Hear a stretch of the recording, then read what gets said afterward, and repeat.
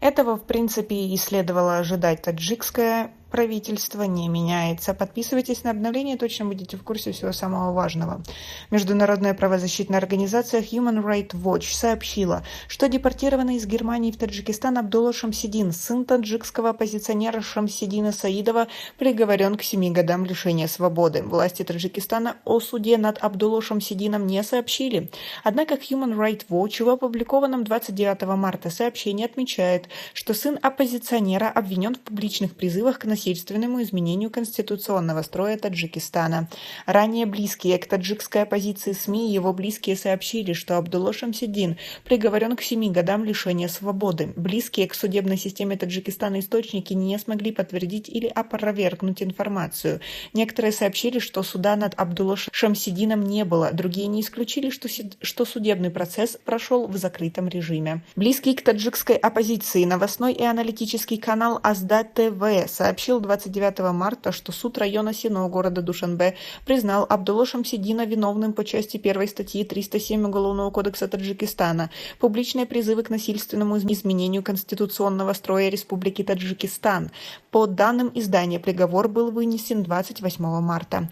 Живущий в одной из европейских стран Шамсидин Саидов, отец Абдуллы Шамсидина и активист таджикской оппозиции, подтвердил информацию о суде над сыном. «Режим Рахмона убил моего отца, меня приговорил к 15 годам тюрьмы, а теперь осудил на 7 лет моего сына Абдулло», написал он на своей фейсбуковой странице.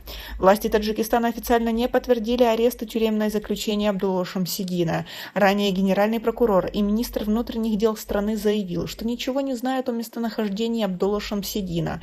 По сообщениям источников, рассмотрение дела Абдуллы Шамсидина в повестке дня суда района Сино не значилось. Один из сотрудников суда заявил, что никакого судебного процесса по этому делу не было.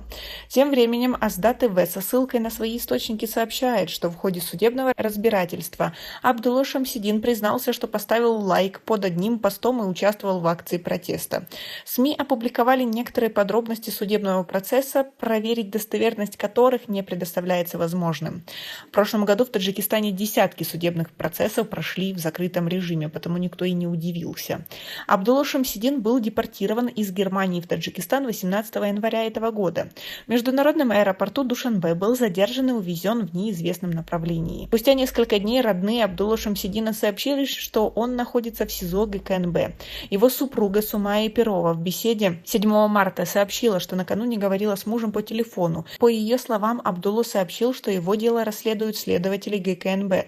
Однако в чем его обвиняют, он не сказал. 32-летний Абдулла Шамсидин – сын Шамсидина Саидова, бывшего помощника основателя партии исламского возрождения Таджикистана Саида Абдуллу Нури.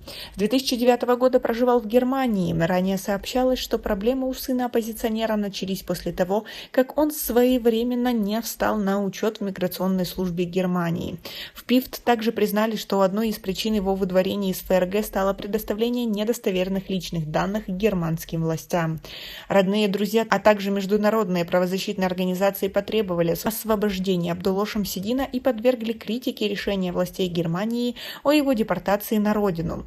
В частности, в своем письме на имя президента Таджикистана Эмомали Рахмона от 10 марта было написано, что в отсутствии достаточных доказательств для предъявления обвинения Абдулла Шамсидин должен быть немедленно освобожден. Как вы относитесь к такой ситуации? Удивлены ли вы? У нас пока на этом все. Оцените наше видео подпиской и лайком. До скорой встречи.